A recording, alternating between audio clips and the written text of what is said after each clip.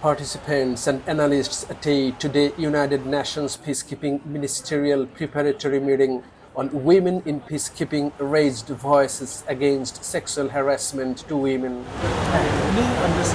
The conference was held in Bangladesh's capital Dhaka on June 25 and June 26, with speakers vowing zero tolerance against sexual harassment and discrimination against women in any profession, including the United Nations Peacekeeping Mission. On the occasion of the gathering, the United Nations Under-Secretary General for Peace Operations, Jean-Pierre Lacroix, urged all United Nations member states to be serious against sexual harassment and all sorts of rights violations. We are working very hard to enforce the Secretary General's zero tolerance policy against sexual harassment. We expect member states to do the same. We must all take claims of sexual harassment, discrimination and abuse very seriously and make every effort to swiftly investigate them and hold perpetrators accountable. Any form of misconduct tolerated within an institution compromises the work environment and hurts operations. Given the important role of networks, we look forward to sharing lessons learned with member states on our first pilot network for uniformed women peacekeepers. We encourage member states to establish similar networks in their national security institutions to connect women peacekeepers and those interested in becoming them.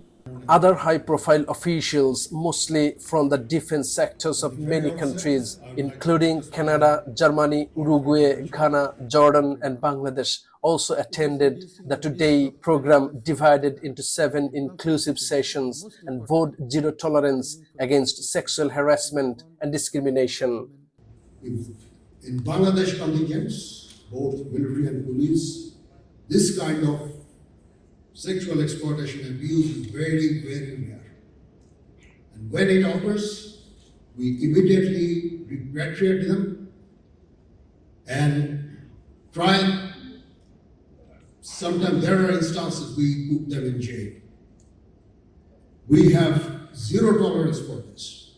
These also include voluntary contributions to the Trust Fund for support to victims of sexual exploitation and abuse, and strategic partnership pledges that serve the purpose of reinforcing the importance of conduct and discipline. Equal and fair opportunities for women in national career planning as well as in the United Nations. All the activities, whether in the peacekeeping missions or at the headquarters that we have. That is critical if we want to move this agenda forward. Second is the conducive environment, the enabling working environment that we need for effective women participation in the peacekeeping.